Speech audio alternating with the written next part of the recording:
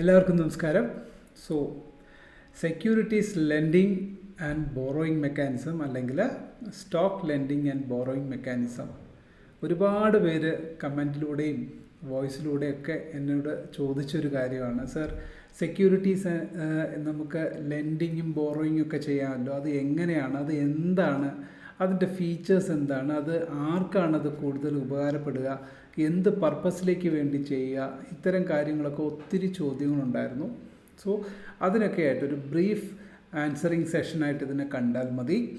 Securities lending and borrowing mechanism എന്ന് പറയുമ്പോൾ തന്നെ നമുക്ക് ഈ സെക്യൂരിറ്റി എന്ന് പറയുന്നത് സ്റ്റോക്സ്, നമ്മുടെ കയ്യിലുള്ള പോർട്ട്ഫോളിയോയിൽ നിങ്ങൾ വാങ്ങിച്ചു വെച്ചിരിക്കുന്ന സ്റ്റോക്സ്, ലോങ് ടേമിലേക്കൊക്കെ നിങ്ങൾ സ്റ്റോക്സ് മേടിച്ച് വെച്ചിട്ടുണ്ടെങ്കിൽ അതിൽ നിന്നും നിങ്ങൾക്ക് അതേ സ്റ്റോക്കിന് തന്നെ മറ്റുള്ളവർക്ക് കടം കൊടുക്കാം. നമ്മളുടെ കയ്യിലിരിക്കുന്ന അസറ്റ്, നമ്മൾ വീടോ വസ്തുക്കളോ നമ്മുടെ കയ്യിൽ എക്സ്ട്രാ ആയിട്ട് നമ്മൾ മേടിച്ച് വെക്കുകയാണെങ്കിൽ നമ്മൾ ചുമ്മാ ഇട്ടേക്കത്തില്ല. പകരം എന്ത് ചെയ്യുന്നു, അത് ഇനിയൊരു വാടകക്കാരനെ കണ്ടെത്തിയിട്ട് വാടകയ്ക്ക് നമ്മൾ അദ്ദേഹത്തിന് വാടകയ്ക്ക് കൊടുക്കുന്നു. ആ വാടകയിൽ കൊടുക്കുന്ന ആ ഒരു കോൺട്രാക്റ്റിൻ്റെ ബേസിസിൽ നമുക്ക് മാസം തോറും ഒരു വാടക ഇനത്തിൽ നമുക്ക് എന്ത് ലഭിക്കുന്നു, കാശ് ലഭിക്കുന്നു, അല്ലേ?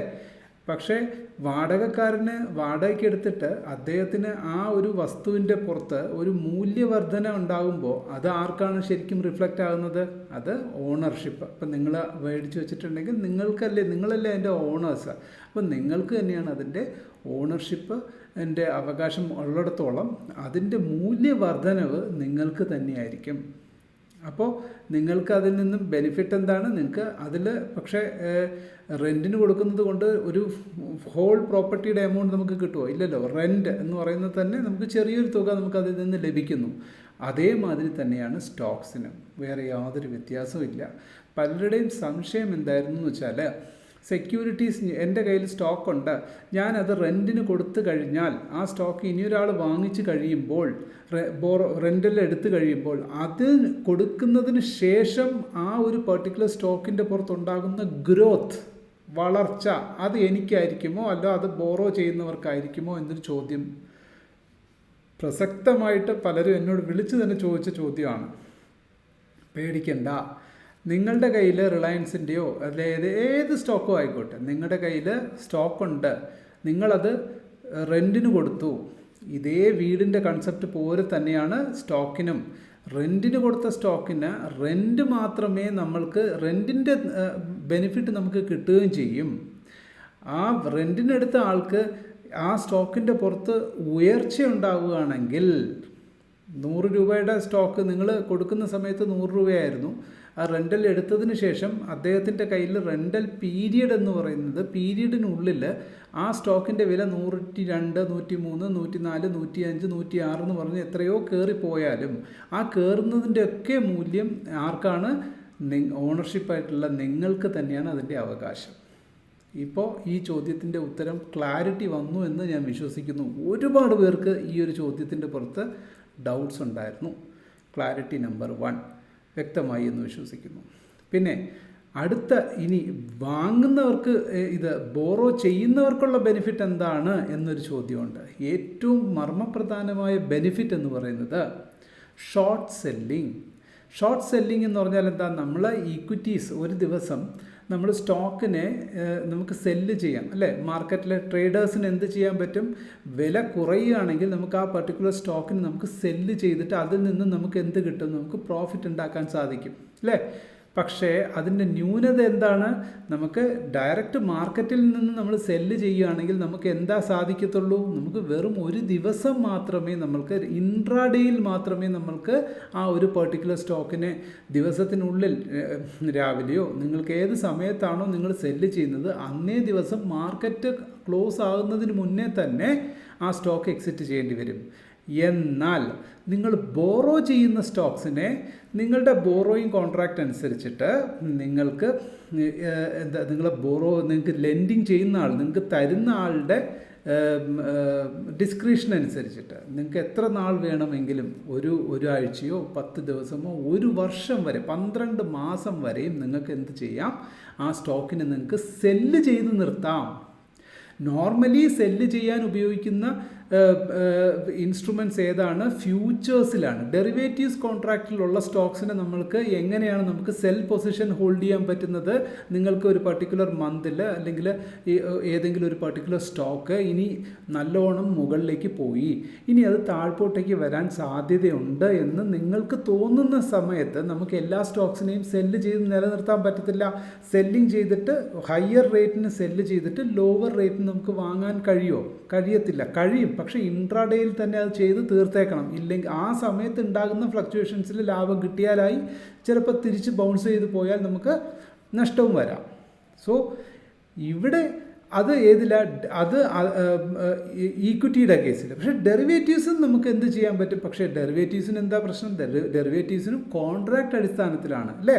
ഒരു മാസത്തെ കോൺട്രാക്റ്റ് ഉണ്ടാവാം, അല്ലെങ്കിൽ രണ്ട് മാസത്തെ കോൺട്രാക്റ്റ് ഉണ്ടാവാം, അല്ലെങ്കിൽ മാക്സിമം 3 മാസത്തെ കോൺട്രാക്റ്റ് വരെ നമുക്ക് ഡെറിവേറ്റീവ്സിനും പ്രശ്നമുള്ളൂ. ഫ്യൂച്ചേഴ്സ് നമുക്ക് ഹോൾഡ് ചെയ്ത് നിർത്തണമെങ്കിൽ നമുക്ക് എന്ത് വേണം? അത് കോൺട്രാക്റ്റ് അടിസ്ഥാനത്തിലായിരിക്കും. അത് മന്ത്ലി കോൺട്രാക്റ്റ് ആയിരിക്കും. മാക്സിമം 3 മാസം വരെയുള്ള കോൺട്രാക്റ്റ് നമുക്ക് അവൈലബിൾ ആയിരിക്കും. അതിനെ മാത്രമേ നമുക്ക് ഹോൾഡ് ചെയ്യാൻ പറ്റത്തുള്ളൂ. പക്ഷേ ബോറോ ചെയ്യുന്ന സ്റ്റോക്ക് അങ്ങനെയല്ല. ബോറോ ചെയ്യുന്ന സ്റ്റോക്ക് നമുക്ക് തരുന്ന ആൾ എത്ര നാൾ വരെ, അയാൾക്ക് ഏത് നിമിഷം വേണമെങ്കിലും നമുക്ക് നമ്മളോട് തിരിച്ചു ചോദിക്കാനുള്ളൊരു റൈറ്റും കൂടിയുണ്ട് കേട്ടോ. ഈ ഒരു മെക്കാനിസത്തിൽ ഉള്ള ഒരു ചെറിയ ഡിഫോൾട്ട് എന്ന് പറയുന്നത് എന്താണ്? ഒരു ചെറിയ പ്രോബ്ലം എന്ന് പറയുന്നത്, നമ്മൾ ആരിൽ നിന്നാണോ ഈക്വിറ്റീസ് നമ്മൾ ബോറോ ചെയ്യുന്നത്, അവർക്ക് എപ്പോൾ വേണമെങ്കിലും അതിൻ്റെ റിക്വസ്റ്റ് കൊടുത്ത് നമുക്ക് നമ്മളിൽ നിന്ന് തിരിച്ചെടുക്കാം എന്നുള്ളതാണ് ഒരു ഇതിനകത്തുള്ള ലെൻഡറിന് സാധകമായിട്ടുള്ള അല്ലെങ്കിൽ പോസിറ്റീവായിട്ടുള്ളൊരു വശം. പക്ഷേ മോസ്റ്റ്ലി ഈ പറയുന്ന ലോങ് ടേമിലേക്കൊക്കെ വാങ്ങിച്ച് ഹോൾഡ് ചെയ്യുന്നവർ അങ്ങനെയൊന്നും ചെയ്യാറില്ല. റെൻറ്റ് കിട്ടി, കാരണം എല്ലാ മാസവും നമ്മൾ ഈ എടുക്കുന്ന അവരിൽ നിന്ന് റെൻറ്റ് എടുക്കുന്നതിന് നമ്മളൊരു പേയ്മെൻറ്റ് നമ്മളിൽ നിന്ന് കൊടുക്കുന്നു. പക്ഷേ നമ്മൾ ഫുൾ സ്റ്റോക്കിൻ്റെയും വില കൊടുക്കേണ്ടി വരുന്നില്ല. അതാണ് നമ്മുടെ അടുത്തൊരു ബെനിഫിറ്റ്. നമ്മൾ സെല്ല് ചെയ്യണമെങ്കിൽ നമ്മൾ മാർജിൻ ഒക്കെ നമുക്ക് ലഭിക്കുന്നുണ്ട്. പക്ഷേ അതിനേക്കാളും കുറച്ചൊരു തുക മാത്രം നമ്മൾ വെറും റെൻ്റൽ നമ്മൾ പേ ചെയ്യേണ്ടി വരും എന്നുള്ളതേ ഉള്ളൂ. നമുക്ക് എത്ര വേണേലും ലോങ് പീരീഡ് നമുക്ക് ഹോൾഡ് ചെയ്യാനുള്ള പോസിബിലിറ്റി ഉണ്ട്. ഇനി അടുത്തൊരു പോസിബിലിറ്റി എന്താണ്? ഈ ഫ്യൂച്ചേഴ്സ് പോലുള്ള കോൺട്രാക്റ്റുകൾ നമുക്ക് സെല്ല് ചെയ്യണമെങ്കിൽ നമുക്ക് ഡെഫിനിറ്റീവായിട്ടൊരു നമ്പേഴ്സ് ഉണ്ടാവും അല്ലേ. കോൺട്രാക്ട്സ് എല്ലാം ബേസ്ഡ് ഓൺ ലോട്ട് സൈസ്, ഒരു ലോട്ടിൽ ഇത്ര ക്വാണ്ടിറ്റി എന്നൊക്കെ ഉണ്ട്, ഫിക്സഡ് ക്വാണ്ടിറ്റീസ് ആയിരിക്കും. അപ്പോൾ അതും നമുക്ക് ഇവിടെ അങ്ങനെയല്ല. ഇത് നമുക്ക് അവൈലബിലിറ്റി അനുസരിച്ചിട്ട് നമുക്ക് എന്ത് ചെയ്യാം? നമുക്ക് ഈക്വിറ്റീസിൻ്റെ എണ്ണം 10 എണ്ണമേ നമുക്ക് സെല്ല് ചെയ്യണം താല്പര്യം ഉണ്ടെങ്കിൽ അത് അവൈലബിൾ ആണെങ്കിൽ നമുക്ക് അതിന് മാത്രമായിട്ട് റെൻറ്റിന് എടുക്കാം. അപ്പോൾ ഇത്തരം ഫ്ലെക്സിബിലിറ്റീസൊക്കെ ഉണ്ട്. റെൻറ്റിനെടുത്ത് എന്ത് ചെയ്യാം? സെല്ല് ചെയ്യാം. ഇനി നിങ്ങൾ റെൻറ്റിന് ഒരു സ്റ്റോക്ക് എടുത്തിട്ട് അതിനെ വാങ്ങിച്ച് ഞാൻ ഹോൾഡ് ചെയ്തിട്ട് അതിൽ നിന്ന് അത് മുകളിലേക്ക് പോകുമ്പോൾ എനിക്ക് ലാഭം കിട്ടുമോ എന്നൊരു ചോദ്യം അടുത്തതുണ്ടാകാം. പറ്റില്ല. ഇതിൽ സ്റ്റോക്കിൽ അപ്രിസിയേഷൻ ഉണ്ടാവുകയാണെങ്കിൽ അത് മുഴുവനും ആർക്കാണ്? അത് ശരിക്കുള്ള ഓണറിനാണ്, സ്റ്റോക്കിൻ്റെ ഓണറിനെ പോകത്തുള്ളൂ. അപ്പോൾ റെൻറ്റിനെടുക്കുന്ന സ്റ്റോക്കിൽ നിന്ന് എന്ത് ബെനിഫിറ്റ് കിട്ടും? ഷോർട്ട് സെല്ല് ചെയ്ത് നമുക്ക് കാശുണ്ടാക്കാൻ പറ്റുമോ? തീർച്ചയായിട്ടും. ആ താഴ്ന്ന എമൗണ്ട് മുഴുവനും നമുക്കുള്ളത് തന്നെയാണ്. ഓക്കെ. ഇനി ഇത് കൂടാഞ്ഞിട്ട് അപ്പോൾ എന്തിനാണ് ശരിക്കും? അപ്പോൾ ഈ ഒരു എക്സാമ്പിൾ ഇപ്പോൾ നിങ്ങൾക്ക് കാര്യങ്ങൾ ഏതാണ്ടൊക്കെ വ്യക്തമായി എന്ന് ഞാൻ വിശ്വസിക്കുന്നു. ശരിക്കും ഞാൻ ഇനി ഓർഡർലി ഞാൻ പറഞ്ഞുതരാം 1 by 1 ആയിട്ട് എന്താണ് securities lending and borrowing mechanism കൊണ്ട് എക്സ്ചേഞ്ചസും മറ്റ് പ്രൊവിഷൻസും ഒക്കെ നമുക്ക് ഈ ഒരു തന്നിരിക്കുന്നത് എന്തിനാണ് മേജർലി ഉപയോഗിക്കുന്നു എന്നുള്ളത് നമുക്ക് റീഡ് ചെയ്യാം. ഞാൻ ആദ്യം പറഞ്ഞ പോയിൻറ്റ്സൊക്കെ നിങ്ങൾ മനസ്സിലായി എന്ന് വിശ്വസിക്കുന്നു. കെയർഫുള്ളായിട്ട് നോട്ട് ചെയ്ത് വെക്കുക, റിവൈസ് ചെയ്ത് കണ്ടിട്ട് നോട്ട് ചെയ്ത് വെക്കുക. ഫസ്റ്റ് പോയിൻറ്റ് ഞാൻ പറഞ്ഞത് എന്താണ്? നമുക്ക് ഷോർട്ട് സെല്ലിംഗ് ചെയ്യാം. ഓവർനൈറ്റ് പീരീഡ് ഹോൾഡ് ചെയ്ത് ഷോർട്ട് സെല്ല് ചെയ്യാം. എത്ര കാലത്തേക്ക് വേണമെങ്കിലും അപ് ടു 12 months വരെ നമുക്ക് ആ ഒരു പീരീഡ് നിലനിർത്താൻ സാധിക്കും. പ്രൊവൈഡഡ് ലെൻഡർ നമുക്ക് തിരിച്ച് ചോദിക്കുന്നത് വരെയും നമുക്ക് അതിനെ ഹോൾഡ് ചെയ്യാം. നമ്പർ ഓഫ് ക്വാണ്ടിറ്റീസ് എത്ര വേണമെങ്കിലും ആസ് പെർ നമുക്ക് അവൈലബിലിറ്റി അനുസരിച്ച് നമുക്ക് അതിനെ ഹോൾഡ് ചെയ്യാം. That is a key point. Second ഓപ്പർച്യൂണിറ്റിയാണ് ആർബിട്രാജ് ഓപ്പർച്യൂണിറ്റി എന്ന് പറയും. ആർബിട്രാജ് ഓപ്പർച്യൂണിറ്റിക്കും നമുക്കിതൊരു വലിയ അസറ്റാണ്. നമ്മുടെ കയ്യിൽ സ്റ്റോക്ക് ഉണ്ടെന്ന് വെച്ചോളൂ. സപ്പോസ് നമ്മുടെ കയ്യിൽ സ്റ്റോക്ക് ഉണ്ട് അല്ലെങ്കിൽ സ്റ്റോക്ക് ഇല്ല എന്ന് കരുതുക. നമ്മുടെ കയ്യിൽ ഇപ്പോൾ SBI എടുക്കും, അത് പക്ഷേ ഈ ഒരു ആർബിട്രാജ് ഓപ്പർച്യൂണിറ്റി വരുന്നത് SLBMനെ സംബന്ധിച്ചിടത്തോളം ഫ്യൂച്ചേഴ്സ് അല്ലെങ്കിൽ ഡെറിവേറ്റീവ്സ് കോൺട്രാക്റ്റിൽ മാത്രമേ നമുക്ക് സാധിക്കത്തുള്ളൂ. അത് എങ്ങനെയാണെന്ന് ഞാൻ പറഞ്ഞുതരാം. നിങ്ങൾ ഇപ്പോൾ സ്റ്റേറ്റ് ബാങ്ക് ഓഫ് ഇന്ത്യയുടെ current market price, current spot price എന്ന് പറയും. സ്പോട്ട് പ്രൈസ് എക്സാമ്പിൾ ഇപ്പോൾ ഒരു 1000 റുപ്പീസാണെന്ന് ഇമാജിൻ ചെയ്യുക. സ്പോട്ട് പ്രൈസ് 1000 ആണെങ്കിൽ ഫ്യൂച്ചേഴ്സിൻ്റെ അതിൻ്റെ പ്രൈസ് കോൺട്രാക്റ്റ് മാസം തുടക്കത്തിലാണെന്ന് ഇമാജിൻ ചെയ്യൂ. സപ്പോസ് ഒരു മന്തിൻ്റെ തുടക്കത്തിൽ ഒരു ഇൻസ്ട്രുമെൻറ്റിൻ്റെ വില 1000 രൂപ, സ്പോട്ട് പ്രൈസ് ഒരു സ്റ്റോക്കിൻ്റെ വില 1000 രൂപയാണ്. അതേ സ്റ്റോക്കിൻ്റെ തന്നെ ഫ്യൂച്ചേഴ്സിൻ്റെ പ്രൈസ് 1005 രൂപയോ അല്ലെങ്കിൽ 1010 രൂപയാണെങ്കിൽ എത്ര രൂപയുടെ ഡിഫറൻസായി? 10% ഡിഫറൻസായി. എത്ര പെർസെൻറ്റേജ് നിങ്ങൾ വിടൂ? 5 രൂപയുടെ ഡിഫറൻസ് ആണെന്ന് വെച്ചോളൂ. സപ്പോസ് 5 രൂപയുടെ ഡിഫറൻസാണ്. അപ്പോൾ സ്പോട്ട് പ്രൈസിൻ്റെ വില എത്രയാണ്? 1000 രൂപ. ഫ്യൂച്ചേഴ്സിൻ്റെ പ്രൈസിൻ്റെ വില എത്രയാണ്? അതിന് 1010 രൂപയാണെന്ന് സങ്കല്പിക്കുക. അപ്പോൾ നിങ്ങൾക്ക് ഫ്യൂച്ചേഴ്സ് മാർക്കറ്റിൽ നിന്നും ബൈ ചെയ്യാമല്ലോ, അല്ലേ?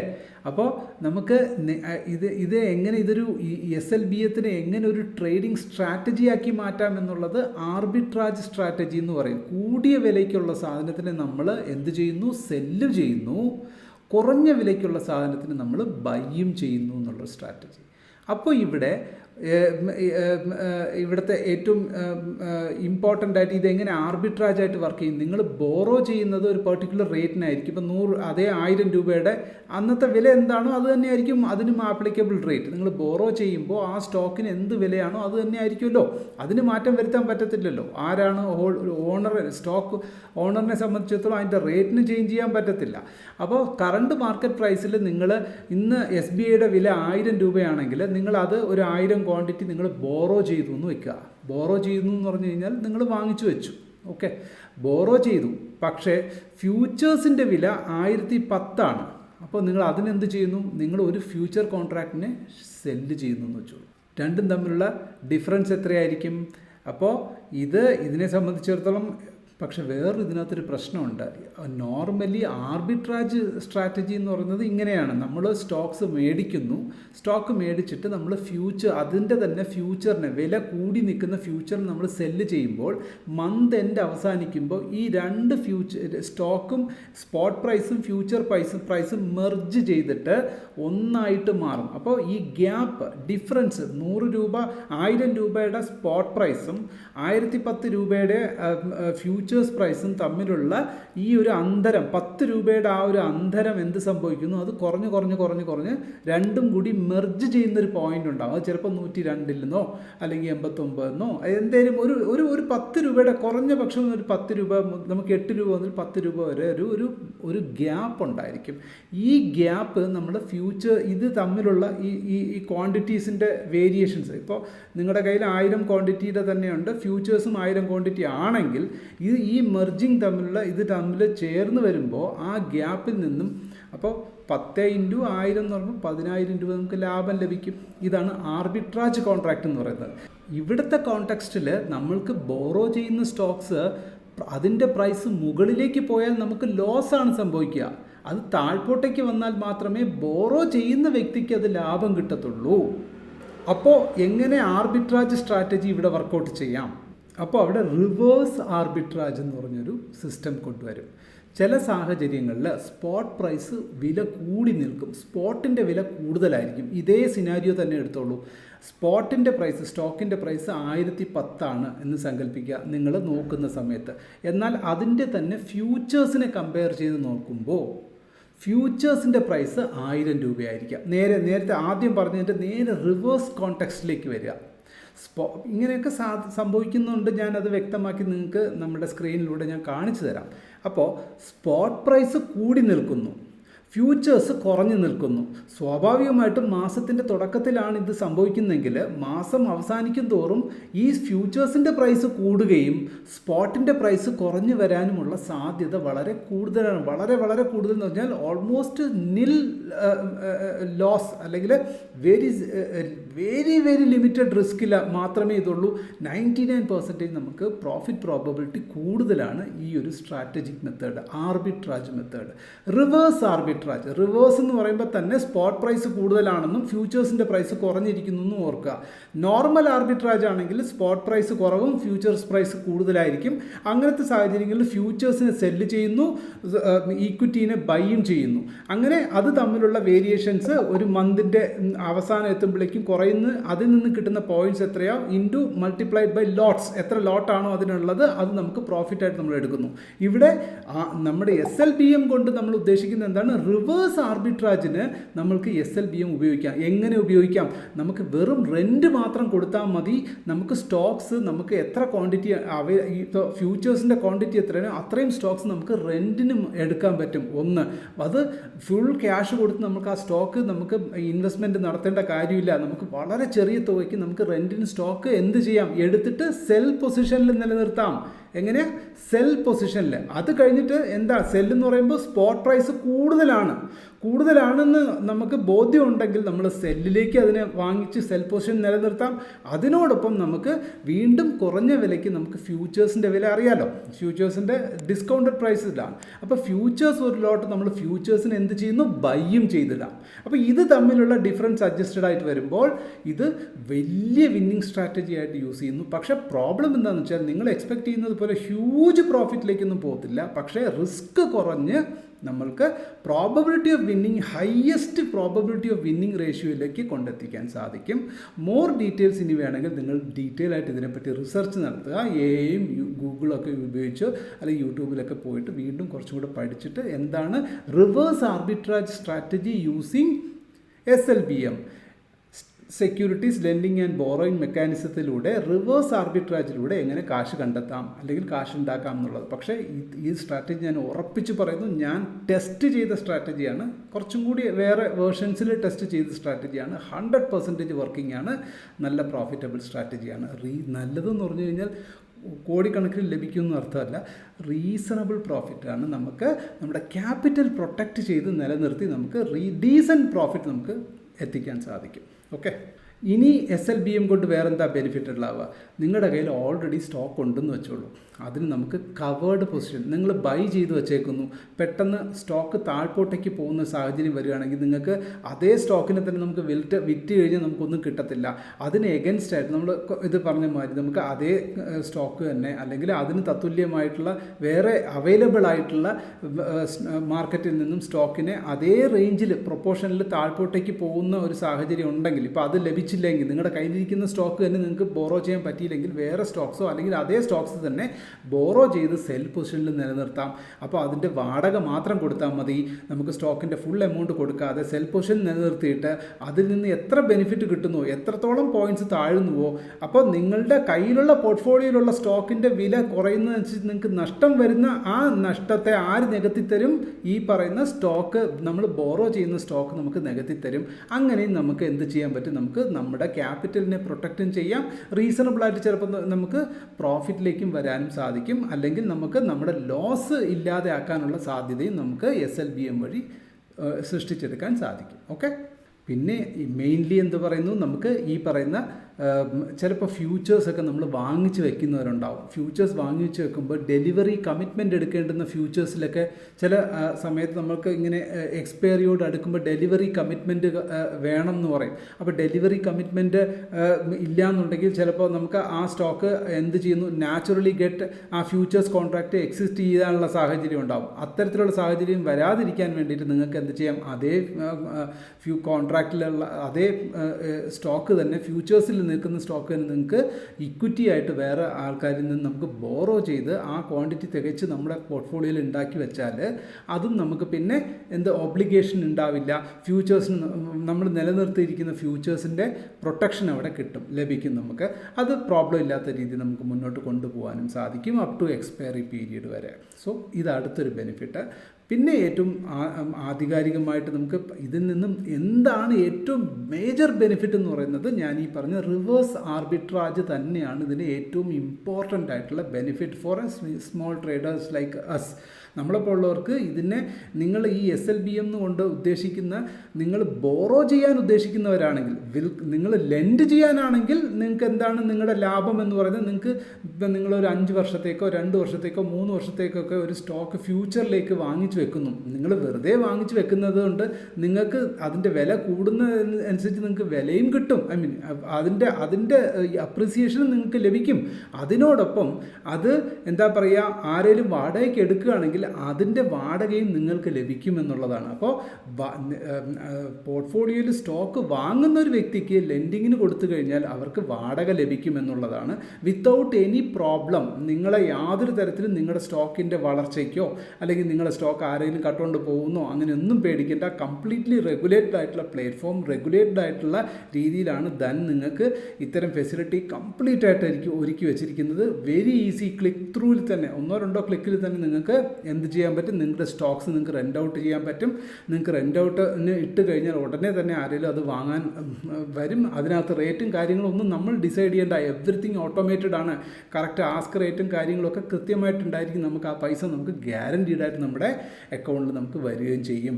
ഫോർ ഈക്വിറ്റി ഹോൾഡേഴ്സ്, ഫോർ ബോറോവേഴ്സിനെ സംബന്ധിച്ചിടത്തോളം റിവേഴ്സ് ആർബിട്രാജ്, അതാണ് നിങ്ങൾ കീനായിട്ട് മനസ്സിലാക്കേണ്ട കാര്യം. റിവേഴ്സ് ആർബിട്രാജിന് ഇത് വളരെ യൂസ്ഫുള്ളാണ്. നിങ്ങൾക്ക് 2 സൈഡിൽ ബോറോ ചെയ്യുന്ന സ്റ്റോക്സിന് നിങ്ങൾ ഫുൾ എമൗണ്ട് കൊടുക്കണ്ട. ഫ്യൂച്ചേഴ്സ് നിങ്ങൾ വാങ്ങുന്നതിന് നിങ്ങൾ ഡിസ്കൗണ്ടഡ് റേറ്റ്, ഫ്യൂച്ചറിൻ്റെ റേറ്റ്, ഒരു ഫ്യൂച്ചർ വാങ്ങുന്നത് 1-2 ആസ് പെർ ദി ക്വാണ്ടിറ്റി, നിങ്ങൾ എത്ര ബോറോ ചെയ്യുന്ന ക്വാണ്ടിറ്റി അനുസരിച്ചിട്ട് നിങ്ങൾക്ക് ഫ്യൂച്ചേഴ്സിൻ്റെ റേറ്റ് മാത്രം കൊടുത്തിട്ട് നിങ്ങൾക്ക് ആർബിട്രാജ് സ്ട്രാറ്റജിയിൽ നിങ്ങൾക്ക് 99% പ്രോഫിറ്റിൽ വരാൻ സാധ്യതയുള്ള ഒരു ട്രേഡിലേക്ക് നിങ്ങൾക്ക് എൻ്റർ ചെയ്യാമെന്നുള്ളതാണ് ഇതിൻ്റെ ഏറ്റവും പ്രൈമറി ആയിട്ടുള്ള ഇതിൻ്റെ ബെനിഫിറ്റ് എന്ന് പറയുന്നത്. ഇതിനെ എങ്ങനെ ഒരു സ്ട്രാറ്റജിയാക്കി കാശുണ്ടാക്കാൻ പറ്റുന്ന ഒരു ഉപാധിയാക്കി മാറ്റാമെന്നുള്ളതാണ് ഇതിൽ നിന്ന് നമ്മൾ മനസ്സിലാക്കി. ചുമ്മാ SLBM എന്ന് പറഞ്ഞിട്ട് കാര്യമില്ല. അത് വാങ്ങിച്ചു വെക്കുന്ന ആൾക്ക് റെൻറ്റ് കൊടുത്തിട്ട് കാശുണ്ടാക്കാം എന്നുള്ളതിന് വേണ്ടി മാത്രം കുറച്ച് സ്റ്റോക്ക് വാങ്ങിച്ചിട്ട് SLBM ചെയ്യാം എന്നുള്ള രീതിക്ക് നിങ്ങൾ സ്റ്റോക്ക് വാങ്ങുന്നതിൽ അർത്ഥമില്ല. ഞാൻ പറഞ്ഞു വരുന്ന പോയിന്റ് അതാണ്. അതിനോടൊപ്പം തന്നെ നിങ്ങൾക്ക് എന്ത് ചെയ്യാൻ പറ്റും, ബോറോ ചെയ്ത് നിങ്ങൾക്ക് അതിൽ നിന്ന് ഒരു കാശ് സമ്പാദിക്കാനുള്ള മാർഗ്ഗമായിട്ട് നിങ്ങൾക്ക് ഈ SLBMത്തിന് നിങ്ങൾക്ക് യൂസ് ചെയ്യാം. ഇനി നമുക്ക് സ്ക്രീനിലേക്ക് പോയിട്ട് SLBM നമുക്ക് എങ്ങനെ ഈ പറഞ്ഞ ആർബിട്രാജ് സ്ട്രാറ്റജി കണ്ടുപിടിക്കാം എന്നുള്ള കാര്യമാണ് ഞാൻ പറയുന്നത്. അല്ലാതെ നിങ്ങൾക്ക് അത്യാവശ്യം SLBM എന്താണെന്നൊക്കെ നമ്മുടെ പ്ലാറ്റ്ഫോമിൽ തന്നെയുണ്ട്, അതും ഞാൻ പരിചയപ്പെടുത്താം. അതിനോടൊപ്പം ആർബിട്രാജ് സ്ട്രാറ്റജി എങ്ങനെ കണ്ടെത്താം, എങ്ങനെ അതിനെ യൂട്ടിലൈസ് ചെയ്യാം എന്നുള്ള കാര്യവും കൂടി നമുക്ക് ജസ്റ്റ് പെട്ടെന്നൊന്ന് ക്വിക്കായിട്ട് നോക്കിയിട്ട് ഈ വീഡിയോ അവസാനിപ്പിക്കാം. എല്ലാവരും സ്റ്റേ ട്യൂൺഡ്, വീഡിയോ ലൈക്ക് ചെയ്യുക. 100% ഇത് വളരെ വിലപ്പെട്ട ഇൻഫർമേഷനാണ്. നിങ്ങളെല്ലാവരും മറ്റുള്ളവർക്കും ഷെയർ ചെയ്ത് കൊടുക്കുക. Okay, let's begin. ഇവിടെ നിങ്ങൾ നോക്കൂ, നമ്മുടെ വെബ് ട്രേഡർ പ്ലാറ്റ്ഫോമാണ്.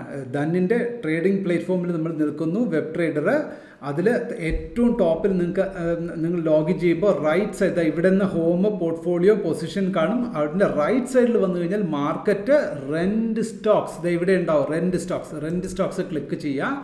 റെൻറ്റ് സ്റ്റോക്സ് ക്ലിക്ക് ചെയ്യുമ്പോൾ live, market watch, make offer, borrow stock. ഇതിൽ ഇപ്പം നിങ്ങൾ ലൈവിൽ ഇതെന്താണ്, നിങ്ങൾക്ക് അവൈലബിൾ സ്റ്റോക്സ് ഉണ്ടെങ്കിൽ നിങ്ങൾക്ക് റെൻറ്റ് കൊടുക്കാനുള്ള പ്രൊവിഷനാണ്. ഇതിന് മുന്നോടിയായിട്ട് ആദ്യം ചെയ്യേണ്ടത് എന്താണ്, ആക്ടിവേറ്റ് റെൻറ്റിങ് ഓഫ് സ്റ്റോക്സ്. ഞാനിവിടെ ആക്ടിവേറ്റ് ചെയ്തിട്ടില്ല എൻ്റെ അക്കൗണ്ടിൽ. നിങ്ങൾക്ക് ആക്ടിവേറ്റ് നൗ ക്ലിക്ക് ചെയ്തിട്ട് ഫസ്റ്റ് പ്രോസസ്സ് നമ്മൾ ആക്ടിവേഷൻ, ഈ ഒരു പ്രോസസ്സ് നമ്മൾ ആക്ടിവേറ്റ് ചെയ്യണം എന്നുള്ളതാണ് ഇമ്പോർട്ടൻറ്റ് പോയിന്റ് കേട്ടോ. അത് അതിൻ്റെ പ്രൊസീജിയർ അനുസരിച്ച് നിങ്ങൾ ക്ലിക്ക് ചെയ്യുമ്പോൾ അത് പറഞ്ഞു തരും, അതുപോലെ നിങ്ങൾ ചെയ്യാം. അതിനുശേഷം നേരെ ആർബിട്രാജ് സ്ട്രാറ്റജിക്ക് എന്താ വേണ്ടത്, പിന്നെ ഇവിടെ നിന്ന് നിങ്ങൾക്ക് നിങ്ങളുടെ പോർട്ട്ഫോളിയോയിലുള്ള സ്റ്റോക്ക് ഓട്ടോമാറ്റിക്കലി ഈ ഒരു പോയിന്റിൽ ലൈവിൽ തന്നെ അവിടെ വന്നു കഴിയും. നമ്മൾ നോക്കുമ്പോൾ തന്നെ നമ്മൾ ഏതെങ്കിലും സ്റ്റോക്ക് മേടിച്ച് വെച്ചിട്ടുണ്ടെങ്കിൽ അതിന് കറസ്പോണ്ടിങ് ആയിട്ട് അതിനെ റെൻ്റ് ഔട്ട് ചെയ്യാനുള്ള പ്രൊവിഷൻ അവിടെ തന്നെ കാണിക്കും. വിത്ത് ഡീറ്റെയിൽ നമുക്ക് പെർ ആനം ബേസിസിലായിരിക്കും നമുക്ക് റിട്ടേൺ ലഭിക്കുക. അത് അതിൻ്റെ പോയിന്റ് അവിടെ കൊടുത്തിട്ടുണ്ടാവും, എത്ര രൂപ നമുക്ക് ലഭിക്കാൻ സാധ്യതയുണ്ടെന്നൊക്കെ ഉണ്ടാവും. നിങ്ങൾ ജസ്റ്റ് റെൻ്റ് എന്ന് പറഞ്ഞ് ക്ലിക്ക് ചെയ്ത് കൊടുത്താൽ തന്നെ മതി, ബാക്കിയൊക്കെ ഓട്ടോമാറ്റിക്കലി ആ പ്രോസസ്സ് നടന്നുകൊള്ളും. ഓക്കെ, സോ നമ്മൾക്കിവിടെ വേണ്ടത് ഇതെങ്ങനെ ഒരു ട്രേഡിംഗ് സ്ട്രാറ്റജിയാക്കി മാറ്റാം എന്നുള്ളതാണ്. ഞാനിവിടെ നോക്കൂ, ഇവിടെ ഏറ്റവും അവസാനം ബോറോ സ്റ്റോക്സ് എന്നുള്ളതിൽ ക്ലിക്ക് ചെയ്യുക. നിങ്ങൾ ബോറോ സ്റ്റോക്സിലുള്ളതിൽ ക്ലിക്ക് ചെയ്യുമ്പോൾ ഇവിടെ നമുക്ക് ഓരോ സ്റ്റോക്കിൻ്റെയും നമുക്ക് ഇവിടെ പേര് കാണാൻ പറ്റും. നോക്കൂ, ഇവിടെ Maruti Suzuki, BSE, Larsen and turbo, Hindustan Unilever, ഇങ്ങനെ സ്റ്റോക്സിൻ്റെ പേര് കാണാം. റൈറ്റ് സൈഡിൽ ആദ്യം കാണാൻ കഴിയുന്നത് സ്പോട്ട് മാർക്കറ്റ്, അതായത് കറണ്ട് മാർക്കറ്റ് പ്രൈസ്, ഇപ്പോൾ അതിൻ്റെ വില എത്രയാണ്. അത് കഴിഞ്ഞിട്ട് നോക്കൂ, ഫ്യൂച്ചർ സ്പ്രെഡ്, എത്രമാത്രം സ്പോട്ടിൽ നിന്നും ഫ്യൂച്ചേഴ്സ് എത്രമാത്രം വൈഡറായിട്ട് നിൽക്കുന്നു എന്നുള്ളതാണ് മനസ്സിലാക്കുന്നത്. അതിനെയാണ് സ്പ്രെഡ് എന്ന് പറയുന്നത്. ഫ്യൂച്ചേഴ്സ് ഇതിൽ നിന്നും 1029 പോയിന്റ് കറണ്ട് മന്ത് ഫ്യൂച്ചറാണ്. സ്പോട്ടും കറണ്ട് മന്ത് ഫ്യൂച്ചറും തമ്മിലുള്ള ഡിഫറൻസ് എന്ന് പറയുന്നത് 7% ഡിഫറൻസ്. പക്ഷേ ഫ്യൂച്ചേഴ്സ് ഇതിൽ എന്താണ്, കൂടി നിൽക്കുകയാണ്. ഫ്യൂച്ചേഴ്സ് കുറഞ്ഞല്ല നിൽക്കുന്നത്, കൂടി നിൽക്കുന്നു. കൂടി നിൽക്കുമ്പോൾ നമുക്ക് SLBM സ്ട്രാറ്റജിയിലേക്ക് പോകുന്നത് നമുക്ക് റിസ്ക് ആണ്. കാരണം എന്നറിയാം, നമുക്ക് ബോറോ ചെയ്ത് കഴിഞ്ഞാൽ അതിൻ്റെ പ്രൈസ് താഴ്ന്നു വന്നാലേ നമുക്ക് ബെനിഫിറ്റ് ഉള്ളൂ. സോ നമ്മളിവിടെ എന്ത് ചെയ്യുന്നു, നമ്മൾ ഈ ഫ്യൂച്ചേഴ്സിൽ തന്നെ എന്താ പറയുക, ഏറ്റവും സ്പോട്ടും ഫ്യൂച്ചറും തമ്മിലുള്ള വ്യത്യാസത്തിൽ ഫ്യൂച്ചേഴ്സിൻ്റെ പ്രൈസ് കുറഞ്ഞു നിൽക്കുന്ന സ്റ്റോക്സ് ഏതാണെന്ന് കണ്ടെത്തുക. അതെന്ത് ചെയ്യുക, അതിൻ്റെ ഫ്യൂച്ചേഴ്സ് എന്ന് പറയുന്നത് നമ്മൾ ഒന്ന് ക്ലിക്ക് ചെയ്ത് കൊടുത്തു കഴിഞ്ഞാൽ ഡിസെൻഡിങ് ആദ്യം കാണുന്നത് അസെൻഡിങ് ഓർഡറിലായിരിക്കും ഏറ്റവും വലുതായി നിൽക്കുന്നത്. തിരിച്ച് നമ്മൾ നോക്കി കഴിഞ്ഞാൽ ഡിസെൻഡിങ് ഓർഡറിൽ വരും. ഏറ്റവും ചെറുത് ഏതാണെന്ന്, അല്ലെങ്കിൽ ഏറ്റവും ഡിഫറൻസ് സ്പോട്ട് വില കുറഞ്ഞു നിൽക്കുന്ന ഏതാണെന്നുള്ളത് നമുക്ക് ലിസ്റ്റ് ഔട്ട് ക്ലിക്ക് ചെയ്ത് നോക്കുക. ഇവിടെ നോക്കൂ, ഇവിടെ ബോഷ് എന്ന് പറയുന്നൊരു കമ്പനി, ഇതൊക്കെ ഒരു എക്സാമ്പിളാണ്, ഇതൊരിക്കലും റെക്കമെൻഡേഷനായിട്ട് കണക്കാക്കരുത്. ഞാൻ ഇത് കാണുന്നത് നിങ്ങൾക്ക് പറയുന്നു. ബോഷ് എന്നൊരു കമ്പനിക്ക് നോക്കൂ, സ്പോട്ട് പ്രൈസ് 36,150. എന്നാൽ അതിൻ്റെ ഫ്യൂച്ചേഴ്സ് പ്രൈസ് നോക്കൂ, 1295 രൂപ.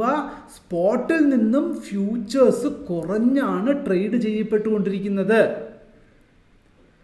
സ്പോട്ടിൽ നിന്നും ഫ്യൂച്ചേഴ്സ് കുറഞ്ഞാണ് ട്രേഡ് ചെയ്യുന്നത്. എത്ര ശതമാനം? 3.5%.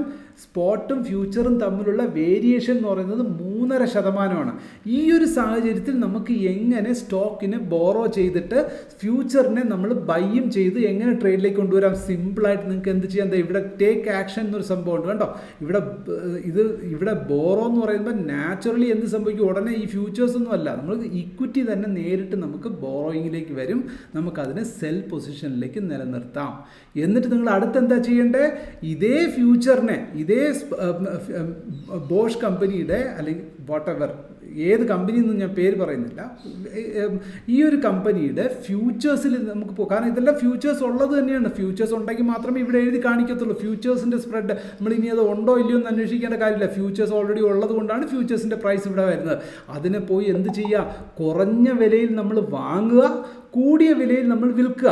അപ്പോൾ ഓൾറെഡി ബോറോഡ് സ്റ്റോക്ക് എന്തിനേക്ക് വേണ്ടിയിട്ടാണ്, നമുക്ക് ഷോർട്ട് സെല്ല് ചെയ്യാനാണ്. അപ്പോൾ സെല്ല് ചെയ്ത് നിർത്താനാണ് നമ്മൾ ബോറോ ചെയ്യുന്നത്. അത് നാച്ചുറലി അത് എന്തായിട്ട് മാറും, നമുക്ക് സെല്ലാക്കി ഇതിനെ നിർത്താൻ പറ്റും, നമ്മൾ ഇക്വിറ്റീനെ.